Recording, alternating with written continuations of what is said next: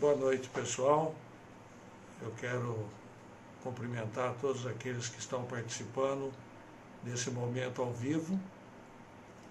Agradecer de antemão a presença de todos que estarão aqui entrando nesse momento para a gente conversar um pouquinho. E estou dando um minutinho para vocês aguardarem para que mais pessoas possam estar entrando e a gente poder começar então com um número significativo de pessoas.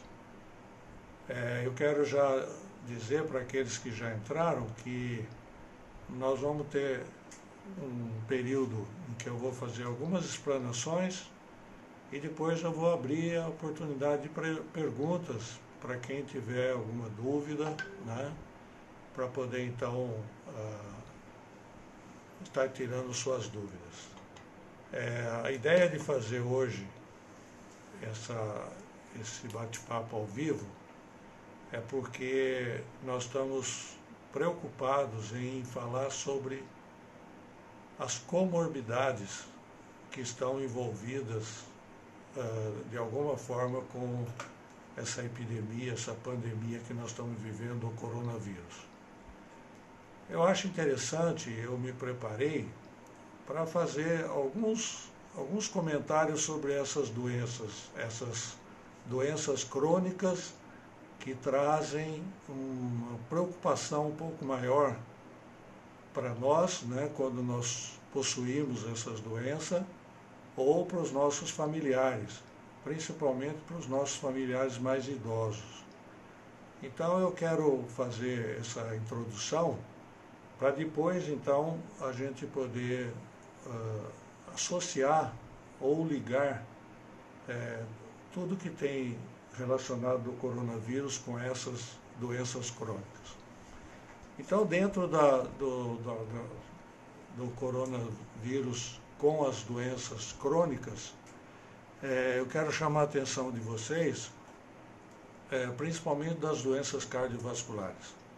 Eu vou depois também me dar uma opinião minha de passagem sobre outras doenças crônicas, mas eu quero hoje me ater mais nas doenças cardiovasculares.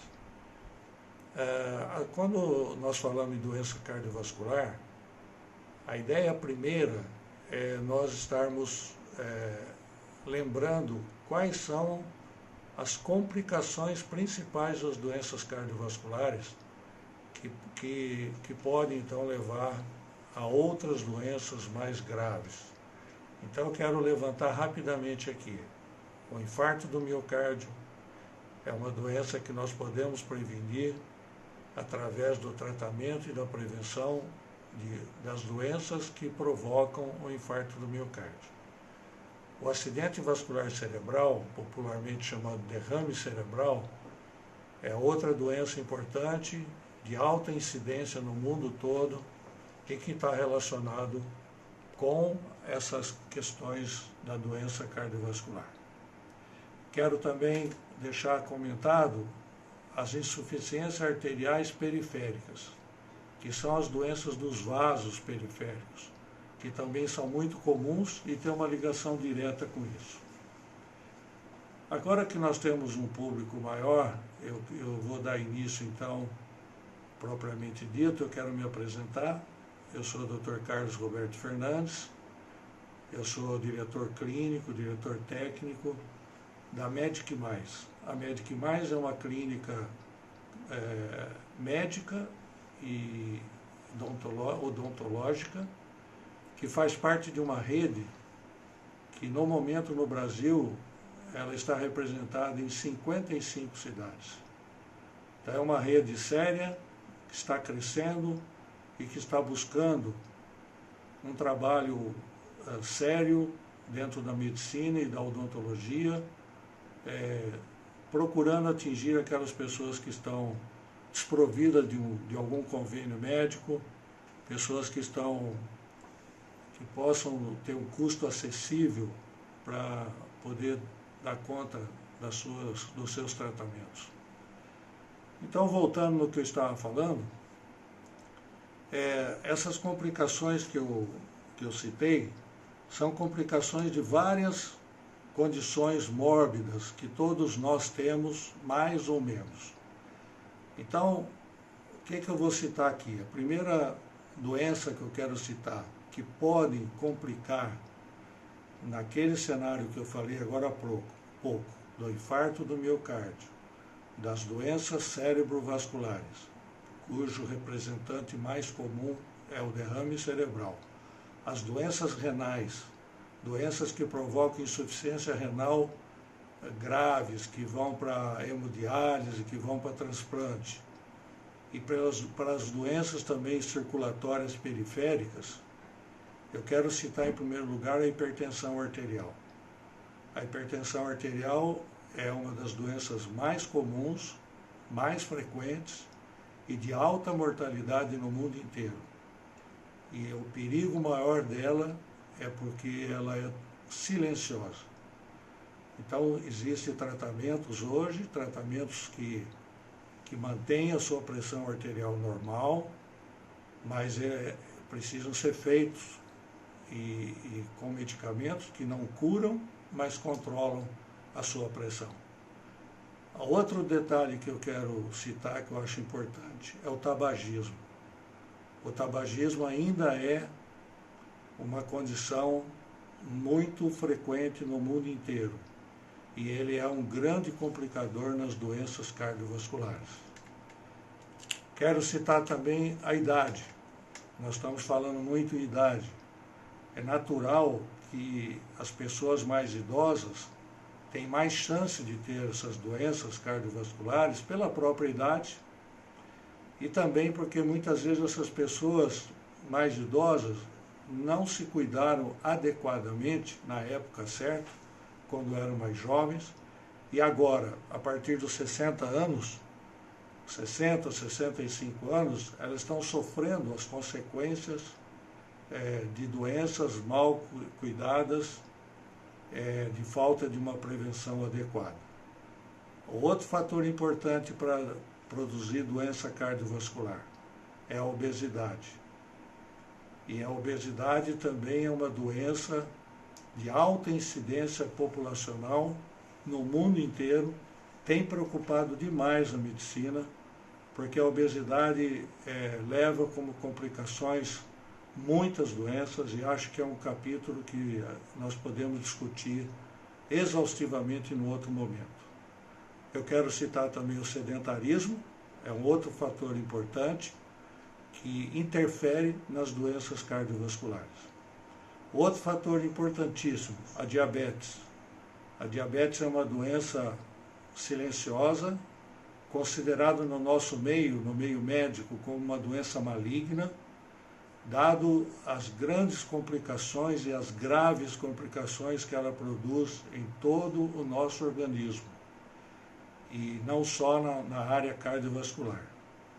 Quero ainda também lembrar vocês das deslipidemias, que representante maior dela é o colesterol, que somado às outras coisas que eu comentei, também é altamente preocupante a incidência do colesterol na população mundial. E também, por ser uma situação assintomática, leva a um desleixo da maioria da população. Então, essa introdução que eu estou fazendo está visando para que a gente chegue aonde nós queremos chegar hoje, que é a relação dessas doenças que eu citei e desses fatores de risco que eu citei. No caso, os fatores de risco que eu citei, como o sedentarismo, o aumento do colesterol, obesidade. Não falei, mas me lembrei de falar a importância do estresse, o estresse que nós todos vivemos hoje no nosso dia a dia, estresse físico, estresse emocional, que também é uma coisa muito pesada para todos nós hoje. Todos esses fatores fazem uma coisa essencial, que é diminuir a nossa imunidade. Então, se você quiser resumir o fator deletério mais importante relacionado com qualquer infecção. E agora, dizendo do coronavírus que está aí no momento dessa pandemia. Elas são agravadas e são mais frequentes nas pessoas que têm essas comorbidades que nós estamos falando. Por isso que vocês estão vendo que algumas, eu não diria algumas, mas uma porcentagem menor, mas também tem ocorrido mortes pelo coronavírus em pessoas com menos idade. É muito mais frequente no idoso, menos frequente abaixo dos 50 anos, e ela se torna mais frequente nessa faixa quando se tem alguma comorbidade mais geral. E aí nós podemos lembrar das doenças autoimunes, que são doenças que abatem muito a nossa imunidade, por mais cuidado, por melhor tratamento que se faça. E eu quero citar aqui as mais comuns para vocês verem: o vitiligo, a psoríase, a artrite reumatoide, o lúpus eritematoso, a hepatite autoimune. Então, talvez essas que eu citei são as mais comuns que provocam uma queda muito importante, muito significativa da imunidade. Então, muitas vezes quando vocês escutam na mídia que morreu pessoa nessa faixa de idade, abaixo de 40 anos, ou entre 40 e 60 anos, vocês podem ter certeza que são pessoas que têm alguma dessas comorbidades. Eu tenho visto aí na mídia uma certa até exploração do fato de pessoas bem jovens, na faixa de 30, 35, 40 anos, que estão morrendo por coronavírus. Tem uma classe de pessoas nessa faixa etária, que logicamente na mídia não vai ser comentado, que são as pessoas que são dependentes de algum tipo de droga. Essas pessoas também têm uma imunidade muito comprometida. Então, é justamente uma faixa etária que consome mais qualquer tipo de droga. E também eu quero dar um alerta: nós temos hoje muitos jovens praticando atividade física. Eu recebo no consultório muitos jovens perguntando para mim o que eu acho disso. É o uso de hormônio. Hormônio para fazer o corpo ficar mais bonito, para ficar com o abdômen em forma de tanquinho e assim por diante. O uso é indiscriminado nas academias de hormônios que mexem muito com a imunidade da pessoa, que muitas vezes ela não se apercebe porque são jovens e não tem outras comorbidades. Mas numa hora dessa, numa pandemia dessa, isso faz uma diferença muito grande. Então eu quero reforçar. A primeira coisa que eu quero reforçar é uma coisa que eu disse na live anterior, né, na quinta-feira passada, e quero reforçar aqui. Pessoas nessa faixa de idade, dos 30, dos 40 aos 60 anos, normalmente a repercussão do coronavírus é uma repercussão leve, que tem sintomas iguais a qualquer tipo de gripe que você pega, a resfriados comuns. Então, por isso até a dificuldade de você, do governo, ter exatamente o índice correto estatístico, porque essas pessoas acabam se curando em casa, principalmente nesse momento que nós estamos no isolamento total, vamos dizer assim, praticamente total, mesmo das pessoas mais jovens e sadias. Outro detalhe que eu também falei na outra live, quero repetir: nós precisamos ter muito cuidado com tudo que nós estamos ouvindo, com a enxurrada de notícias que nós estamos vendo e ouvindo pelas redes sociais, pelos canais de televisão, que infelizmente muitas vezes fazem um sensacionalismo e levam ao quadro de histeria que nós estamos vendo aí todo momento. Eu gosto sempre de lembrar o seguinte: todo ano nós somos estimulados, e aqui eu quero deixar também, aproveitar e deixar um recado.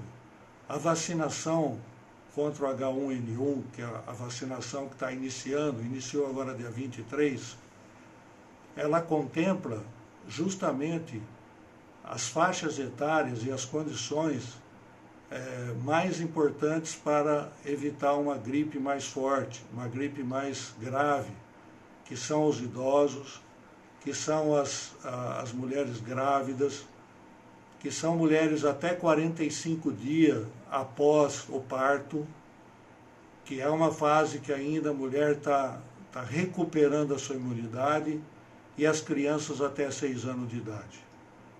Essas faixas que eu falei precisam conscientizar da necessidade de tomar a vacina contra a influenza.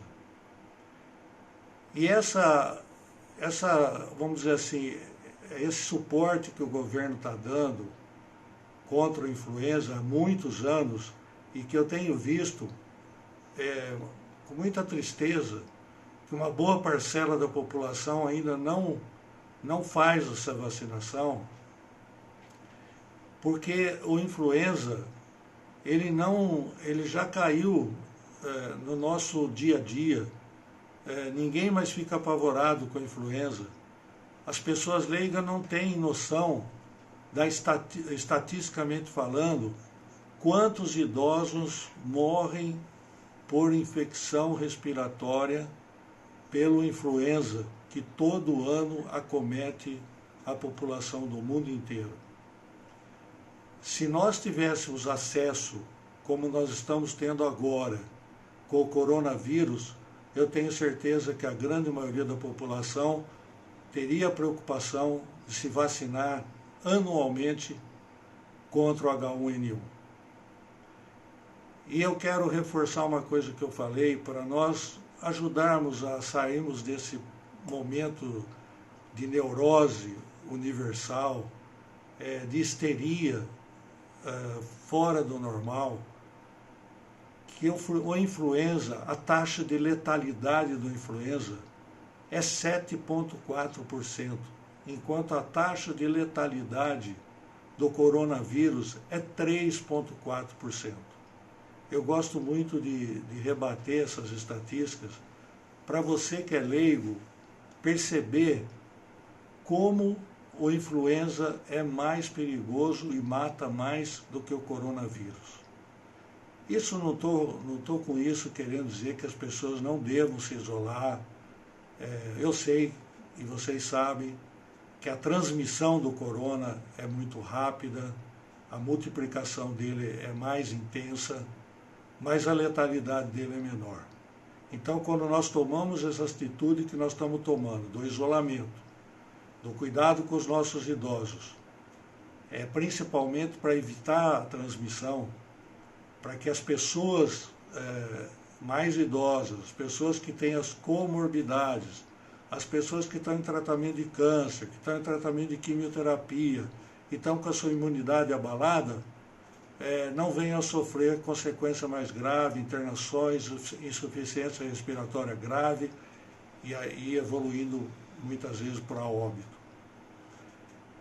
Então, meus amigos, eu quero dizer para vocês, encerrando aqui a minha fala inicial, que nós precisamos sim ter alguns cuidados, mas ao mesmo tempo, eu acho que nós precisamos ouvir com atenção o que as nossas autoridades públicas estão falando. Principalmente, eu defendo a ideia de que as pessoas que estão saudáveis, as pessoas que estão abaixo dos 50 anos, dos 60 anos, que eles podem sim manter os seus empregos, porque a catástrofe econômica que vai atingir as nossas famílias é igual ou pior do que o coronavírus pode provocar. Por favor, entendam que essa é uma opinião minha, pessoal, mas ela é alicerçada pela opinião de muitos profissionais que muitas vezes vocês não veem e não ouvem na mídia. Se você me perguntar, mas como o governo, o Ministério da Saúde está mandando todo mundo ficar isolado, se vocês repararem, já o ministro da Saúde também está amenizando isso, já começando a falar no isolamento vertical. Então eu quero dar um exemplo para vocês não acharem que eu estou exagerando na minha colocação. Se você é uma pessoa que tem abaixo dos 50 anos, boa saúde, não tem comorbidade, e você vai sair para trabalhar, é lógico que se você mora com os seus pais que são idosos, ou se você mora com uma pessoa mais jovem, mas que está num processo de tratamento, por exemplo, por quimioterapia, ou se a pessoa tem uma doença autoimune, que tem levado a um tratamento crônico, e tanto a doença como os remédios mexem com a imunidade dessas pessoas, é lógico, é bom senso, você não vai sair para trabalhar. Você vai ficar em casa, porque todo dia você vai ter que voltar para conviver com esses familiares. Por todo o cuidado que você tome, que você está ouvindo na televisão, de você chegar na porta da sua casa, tirar o sapato, tirar a roupa e dali já ir para o banho, lavar o seu sapato ou limpar o seu sapato com álcool gel, isso tudo ameniza. Mas aí eu sou o primeiro a aconselhar que você não deve sair de casa, não deve trabalhar e deve se manter isolado até passar essa crise pior. Passar esse período que está sendo previsto, que será um período aí talvez durante o mês de abril. Será provavelmente o período mais crítico aqui para o Brasil. Agora, se você mora com a sua esposa, com os seus filhos, e você não tem comorbidade nem sua, nem na sua casa, eu não vejo como, o porquê não trabalhar tomando todas aquelas medidas, aqueles cuidados necessários para quando você volta para casa ou no trabalho, que você esteja sempre atento para não estar pegando objetos que podem estar contaminados, dando a mão para pessoas que podem estar ou não contaminadas, enfim, aquelas orientações que vocês têm ouvido e assistido muitas vezes. Eu acho que o que eu queria dizer para vocês hoje é mais ou menos isso. Eu queria só complementar o seguinte, duas coisas eu queria complementar nessa fala minha. Uma é que nós precisamos cuidar dessa histeria que tomou conta da população. E como cada um de nós pode cuidar disso? Evitando estar com a televisão ligada o dia todo, com as redes sociais o dia todo na sua frente, no seu celular, porque isso só provoca mais ansiedade, mais desânimo, mais preocupação, mais medo. E isso nós estamos vendo e ouvindo e transmitindo para outras dezenas e centenas de pessoas. Então, a única maneira de nós evitarmos essa histeria é não vermos notícias. Procure selecionar o que vocês verem. Todos os dias na televisão, no final da tarde, o Ministério da Saúde está com toda a seriedade fazendo uma atualização do quadro, e os canais de televisão têm mostrado. Aí você está tranquilamente diante de profissionais sérios que têm se desdobrado para que o país sofra o menos possível as consequências desse momento. E, ao mesmo tempo, eu insisto e renovo a minha opinião em dizer: vamos trabalhar aquelas pessoas que têm saúde boa e que não têm e não vivem debaixo do mesmo teto de idosos ou de pessoas que têm comorbidade, seja ela de que origem for. Então, o combate a essa histeria, eu acho muito importante. É triste ouvir que está morrendo gente, lógico que é triste. Quem que quer perder um parente, quer perder um pai, uma mãe, um avô, uma avó?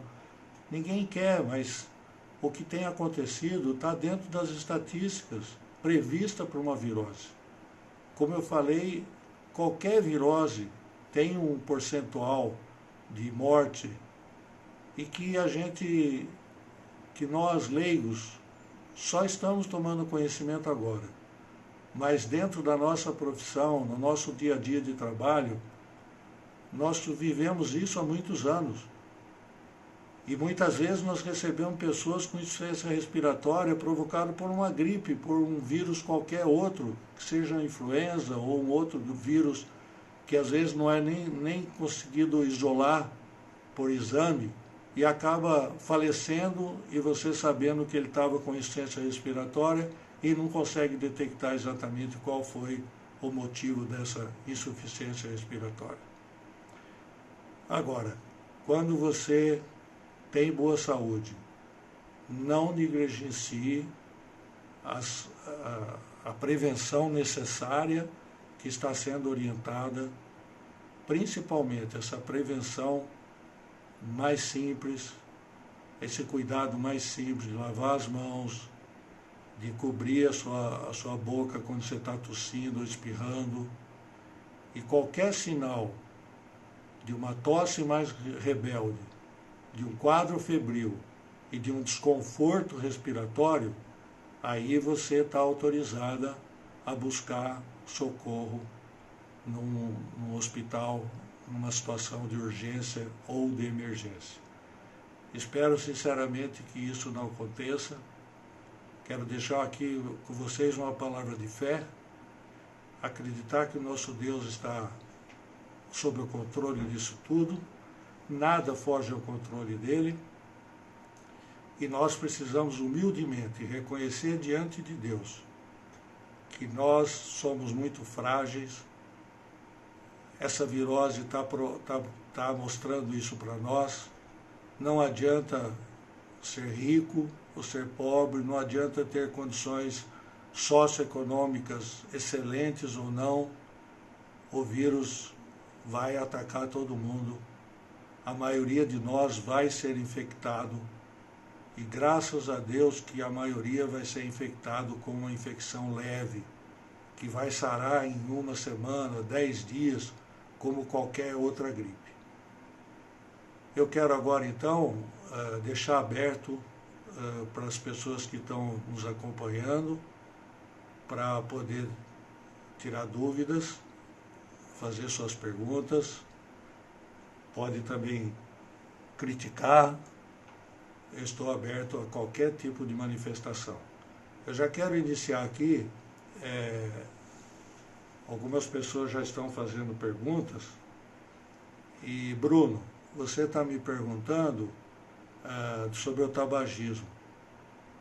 Com certeza o tabagismo é um fator de risco muito importante. E aí, talvez você não estivesse no início da minha fala, quando eu coloquei o tabagismo como um dos fatores de risco e como comorbidade. Porque o cigarro, ele cronicamente, ele derruba a nossa imunidade, e mais importante ainda, a ação dele é principalmente sobre o pulmão. E toda a infecção pelo coronavírus, quando ele se manifesta de forma mais grave ou mais intensa, é o pulmão que vai sofrer as consequências. E é a insuficiência respiratória a causadora das mortes. Então, é uma boa oportunidade para o fumante que está me ouvindo, quem sabe agora fazer um esforço maior do que já tem feito em outras épocas e conseguir deixar esse vício. Que você não só está aumentando a sua defesa contra esse vírus, como você vai estar aumentando a sua defesa contra todas as doenças que envolvem o nosso sistema circulatório. Tem uma outra pergunta aqui, da Melissa, perguntando do risco de contaminação em massa. Olha, Melissa, eu diria para você que a contaminação em massa, ela vai ocorrer, sim. Com todos os cuidados que nós estamos tomando, ela vai continuar ocorrendo. A porcentagem de pessoas que vão ser infectadas pelo coronavírus vai ser muito grande.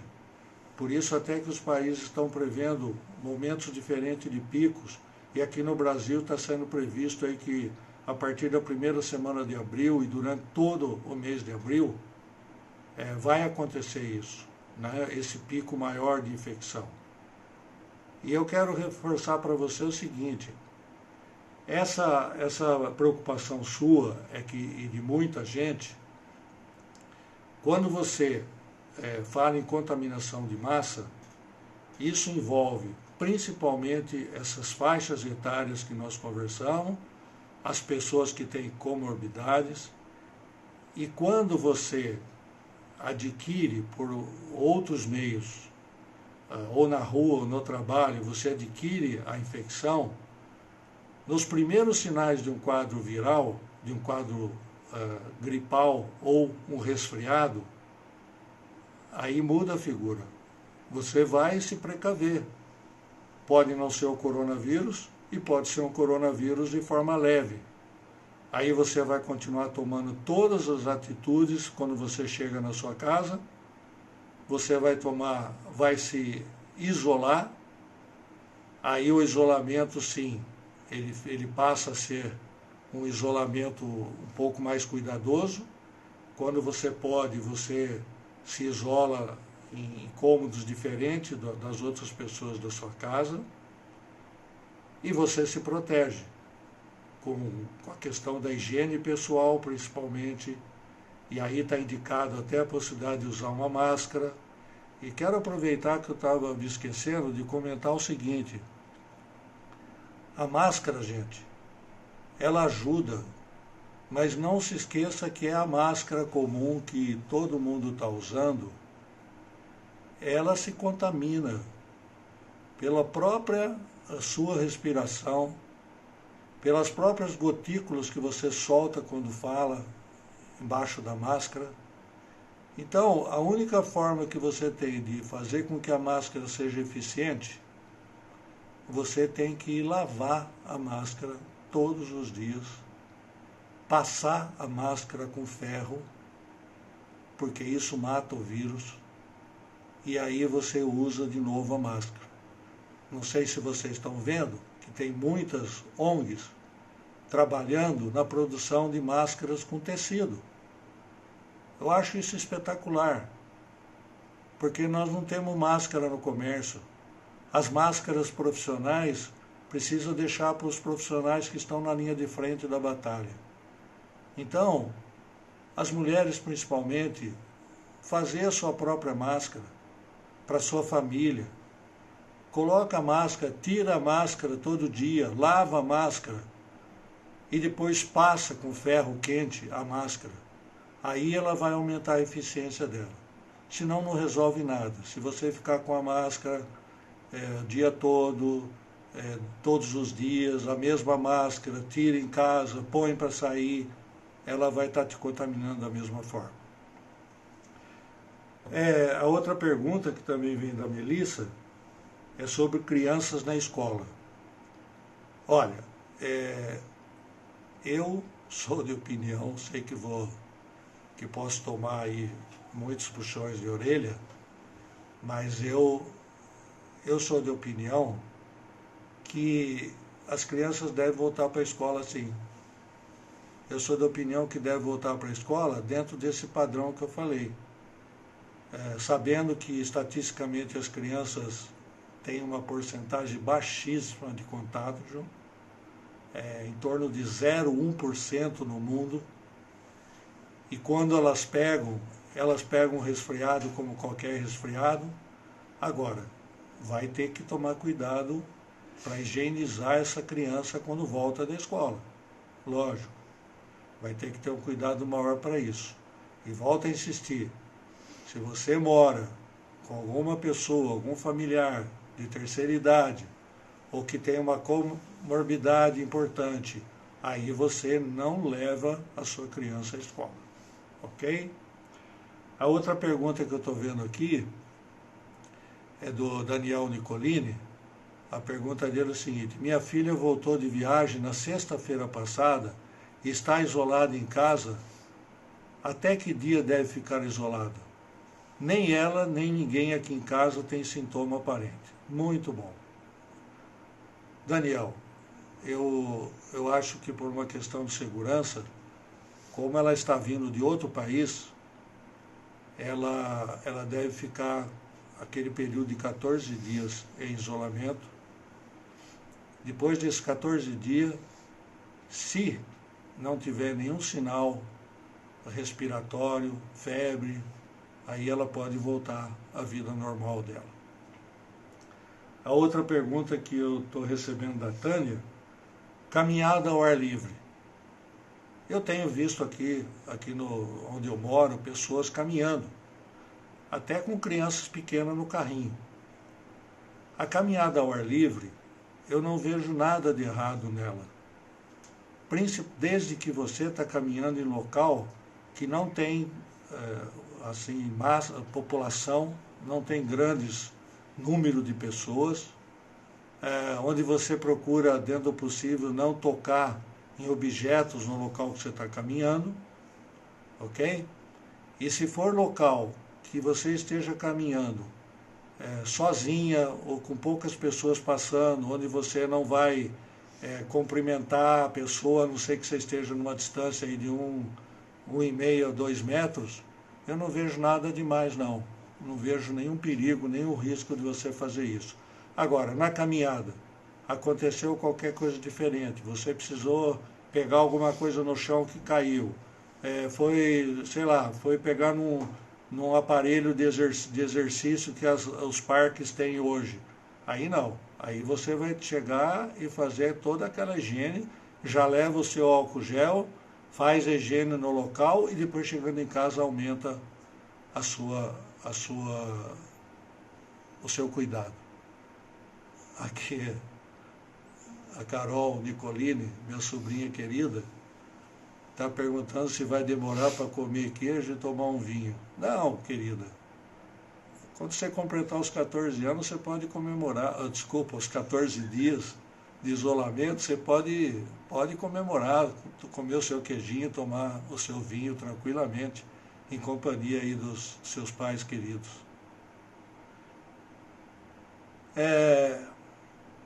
O que mais que eu estou vendo aqui? A Sinira está me perguntando. O Marcinho, casado com a Sinira, né? Casal também querido. Está perguntando qual o período de incubação do vírus.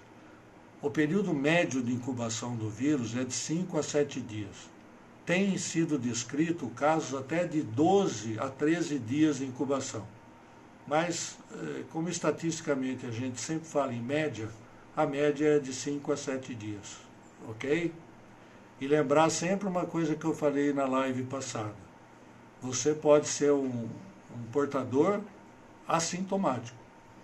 Então, por isso você precisa, se você não tiver sintomas, você precisa do mesmo jeito fazer toda a higienização que está sendo orientada e preconizada. Ok? O Celso está me dizendo aqui que as mães agradecem a volta dos filhos às aulas. Eu sei que as mães estão doidas para que os filhos voltem. Agora, eu acho que as mães têm que fazer isso com bastante segurança e com a certeza. A Soninha está me perguntando aqui, quem teve AVC tem mais risco de contaminação? Sim, com certeza, Soninha, porque o acidente vascular cerebral é uma doença grave, mesmo que a pessoa já tenha passado aquele momento crítico do acidente vascular e que ela tenha ficado com sequela ou não, ela tem o sistema circulatório comprometido. Ela tendo o sistema circulatório comprometido, ela tem queda de imunidade. às vezes nem perceptível, mas ela tem queda de imunidade. A Suzana está me perguntando, sensibilidade, um momento só, Suzana. Sensibilidade ao glúten tem maior risco? Não, acredito que não. Você tomando já os cuidados que deve estar tomando para comer tudo sem glúten, não tem aumento de risco nenhum para a questão do coronavírus, não. A Ana Angélica está me perguntando se essa live vai ficar disponível para compartilhar. Vai sim, Ana, vai sim. Depois nós vamos colocar aqui no Instagram a maneira como nós vamos fazer essa disponibilidade da live, tá? Nós devemos fazer isso talvez por YouTube, com certeza, e se houver condições, aí é questão técnica que eu não entendo, quem sabe também por WhatsApp. Mas eu acho que o mais fácil é fazer pelo YouTube. A Sônia, que é minha cunhada querida, dona da Clinfel, o melhor hospital veterinário que cuida de gato que eu conheço. Está fazendo aqui também uma propaganda para você, Sônia.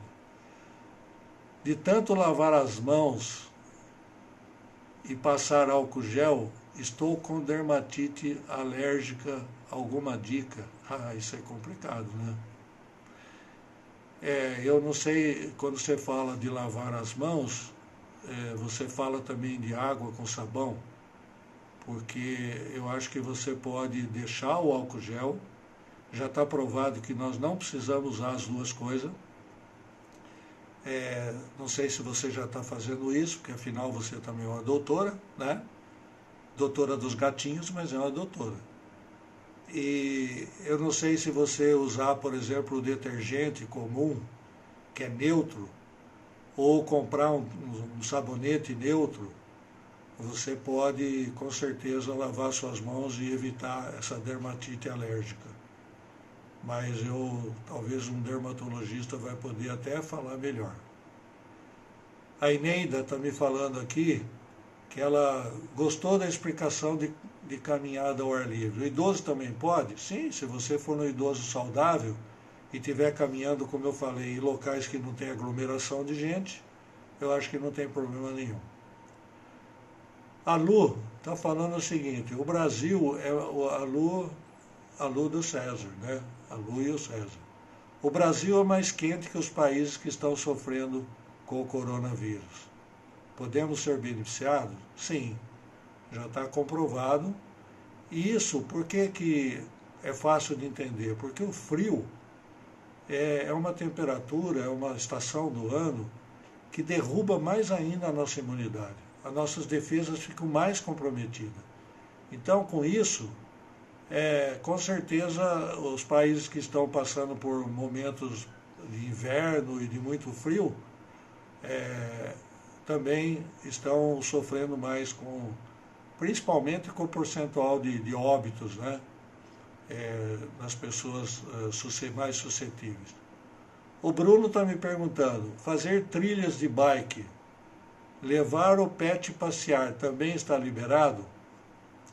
Bruno, na minha opinião, vale também aquilo que eu falei para caminhada. Quando você faz isso em local que você não tem grande contingente humano, e você tomar todos os cuidados, por exemplo, você tem a sua bike, quando você chegar, você tem que lavar a sua bike, né? Tem que passar sabão em toda a bike, porque ela sofreu contaminação no trajeto. E o seu pet, também, você tem que dar banho nele, lavar as patinhas dele, tudo o que ele puder. E se ele tiver com algum resfriado, aí não dá, né? Aí esquece. Quem mais aqui? O Camilo. Dr. Carlos, minha bebê, 3 meses, tem consulta com o pediatra amanhã. O senhor aconselha a remarcar? Não, Camilo, não vejo por que remarcar, não. Se a sua bebê está saudável, vai fazer uma consulta rotineira, e você e a esposa estão bem de saúde, e vocês moram na casa de vocês sem ninguém mais suscetível, eu não vejo motivo para você desmarcar, não. Quem mais? Queridos, acho que eram essas perguntas que estavam aqui no ar para mim. Eu quero deixar para vocês o nosso canal de contato, caso alguma dúvida que vocês não lembraram agora e quiser depois falar comigo, eu vou deixar para vocês o nosso WhatsApp, onde vocês podem falar comigo a qualquer momento. E quero também dizer que nós estamos na Medic Mais, não só em Campinas, mas em boa parte do Brasil, com a possibilidade de você fazer uma consulta online. Se você tiver com algum sintoma mais importante e tiver querendo uma consulta pessoal, você pode ligar no nosso WhatsApp, que é o 99219-0133. Eu vou repetir então, 99219-0133.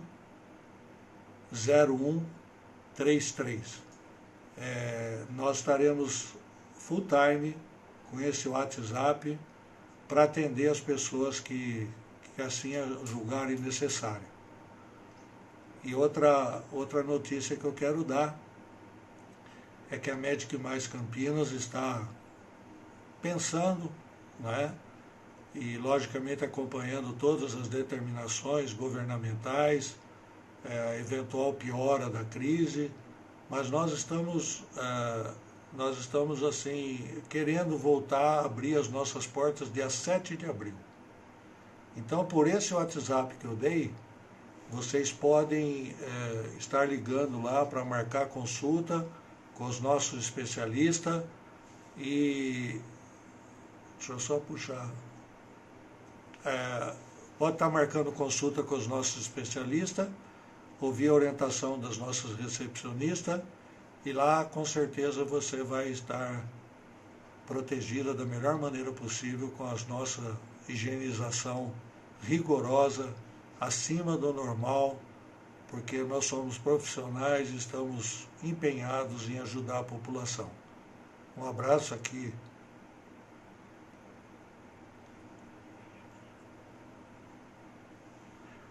Especial no Rafa, na Ju, filhos queridos que estão morando longe de nós. Desculpa, gente, mas são filhos queridos, nós estamos com muitas saudades deles. E eles fizeram a favor de entrar aqui e colocar isso na hora errada, né? Mas tudo bem. Um abraço para vocês, um beijo muito forte. Saudades de vocês, da Bruna e do Lucas também. Queridos, muito obrigado então. Eu acho que tudo que eu poderia ajudar, eu tentei fazer nessa live. E insisto que eu estou à disposição para outras dúvidas ou para alguma consulta mais específica através desse WhatsApp que eu deixei com vocês. 99219-0133. Um beijo grande, um abraço em todos.